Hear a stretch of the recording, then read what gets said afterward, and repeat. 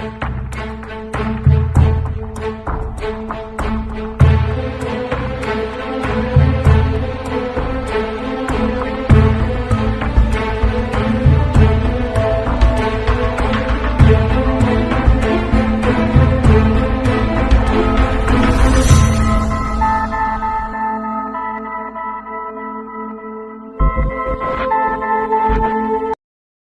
Shri Krishna friends, welcome to Radha Krishna kitchen. मैं हूँ जयश्री पवार और मैं आज आपके लिए लेकर लाई हूँ बिल्कुल नया वीडियो। तो चलो फिर स्टार्ट करते हैं।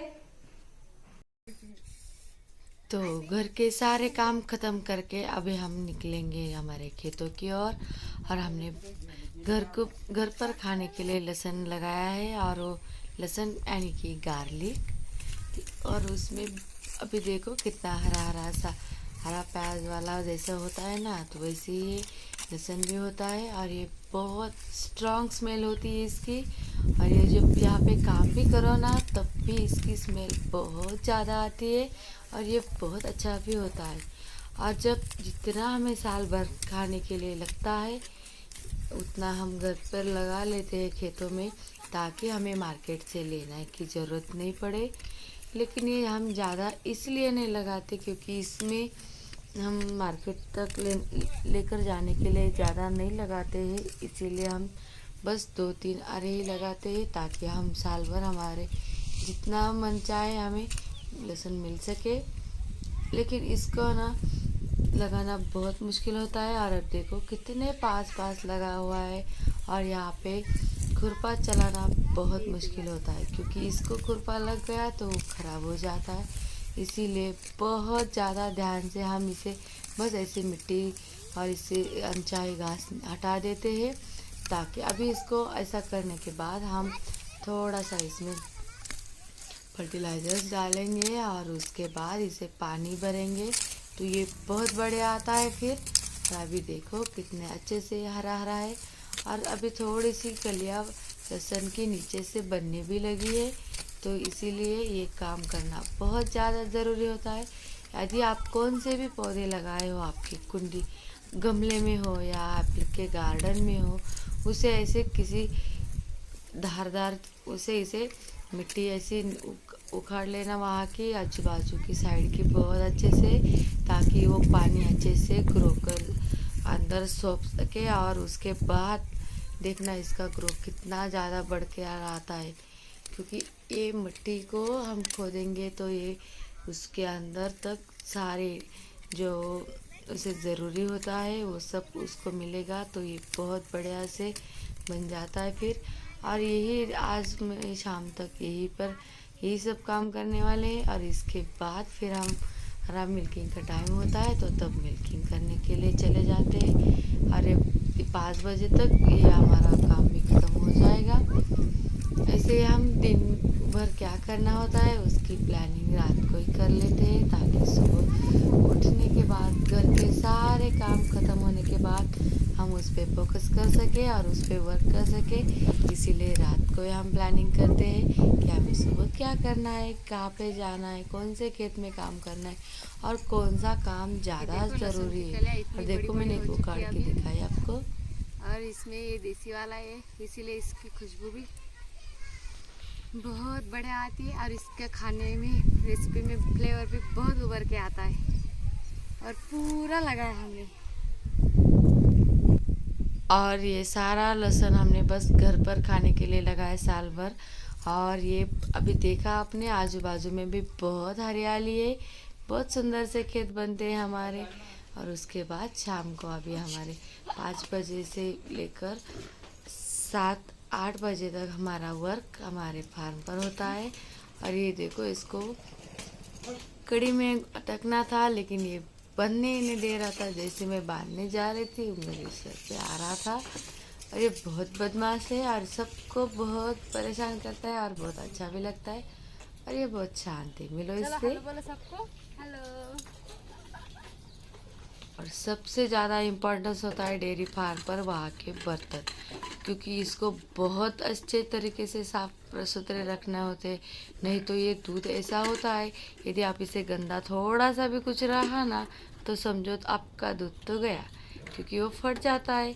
इसीलिए आके बर्तन बहुत ध्यान से और बहुत साफ़ सुथरे तरीके से घिसने पड़ते हैं, ताकि वो हमारे दूध को बिल्कुल भी ख़राब ना करे, क्योंकि उस दूध के लिए हम बहुत सारी मेहनत करते हैं। इसीलिए मिल्क वेस्ट नहीं जाना चाहिए बिल्कुल। इसीलिए बर्तनों का बहुत ज़्यादा ध्यान रखना पड़ता है। और अभी बाल्टी को मैंने बहुत अच्छे से साफ़ कर लिया और उसमें पानी भी ले लिया, ताकि हम भैंस के अच्छे से स्तन को साफ़ कर सके। और ये खल्ली बोलते हैं हम इसको, और ये मूंगफली की होती है, और ये बहुत ज़्यादा महंगी आती है। बस 50 किलो 1300 रुपये में आ जाती है। लेकिन आपको जब दूध हम देते हैं 70 रुपये लीटर से, तो आपको बहुत ज़्यादा महंगा लगता है। लेकिन हम इतना सारा वर्क करते हैं उसके ऊपर, तो आपको 70 रुपये देने के लिए कोई दिक्कत ही नहीं होनी चाहिए। क्योंकि उसको ये खल्ली होती है वो बहुत ज़्यादा महंगी होती है। वो भी उसको 2 किलो तक उसे खिलानी होती है। उसके पास जो हम गन्ना लाते हैं और उसके सूखा चारा भी देते हैं। तो ये सारी चीज़ें और हमारा काम मिला के ये इतना कुछ नहीं मिलता, लेकिन सो एंड जो बिजनेस चलता है। यदि आपके भैंस अच्छे से दूध दे रहे हो तो फिर इधर उधर थोड़ा सा मैनेज हो जाता है। और अभी मैंने अच्छे से स्तन को साफ कर दिया। और इसके बच्चे हैं ना, आप लोग बोलते हैं कि मैम आप दूध नहीं पिलाते हो और सीधे दूध निकाल लेती हो, तो ये बच्चा मर चुका है इसका। इसीलिए हम इसे हाथों से ही सहलाते हैं, ताकि वो दूध को रिलीज़ कर सके। और हाथों से सहलाने के बाद वो थोड़ी देर में दूध रिलीज़ कर देती है। और वो जो खल्ली नहीं डाली ना, तो ये यहाँ पे बैठने भी नहीं देती। इसीलिए हम उसे 2 किलो खल्ली खिलाते हैं, फिर खाने के बाद बैठते हैं। नहीं तो ये इतनी शांत खड़ी है ना, तो वो बिल्कुल भी लात मारती है तो बिल्कुल कुछ तो मारती रहती है, लेकिन लात भी मारती है। जब उसे खल्ली खिलाते हैं तो शांत से खड़ी रहती है। फिर हम मिल्किंग कर लेते हैं फटाफट से। अब रियल मिल्किंग के साउंड सुनिए।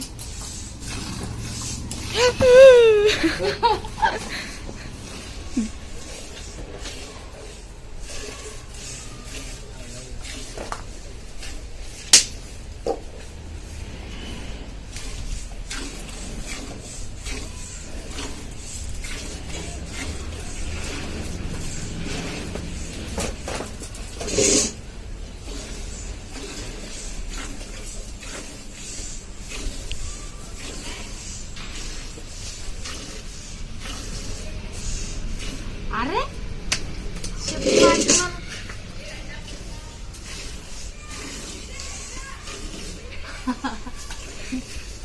तोंडात बसन बरं.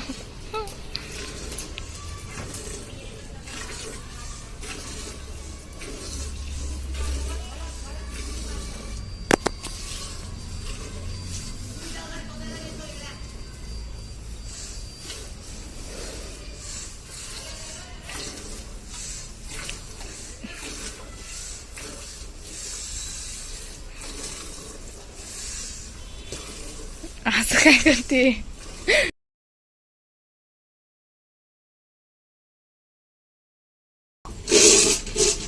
धब्बे का बस.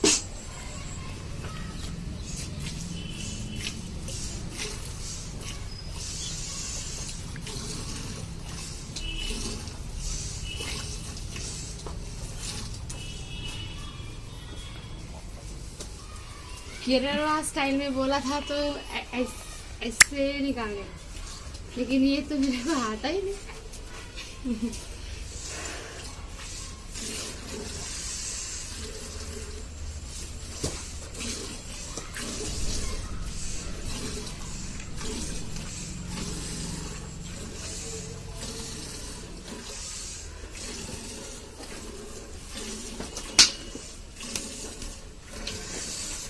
और फटाफट से मिल्किंग करने के बाद हम यहाँ पे सारे काम फिनिश करेंगे। यदि आपको वीडियो अच्छी लगी तो लाइक ज़रूर करना और अपने दोस्तों में शेयर भी करना।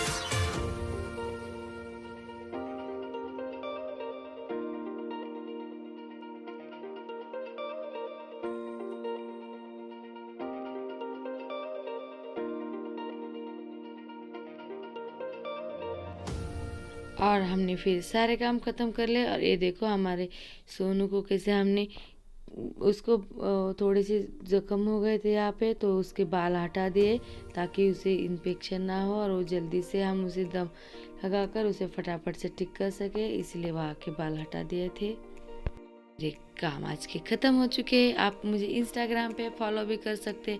हम फिर मिलेंगे नए वीडियो के साथ, तब तक के लिए राधे राधे।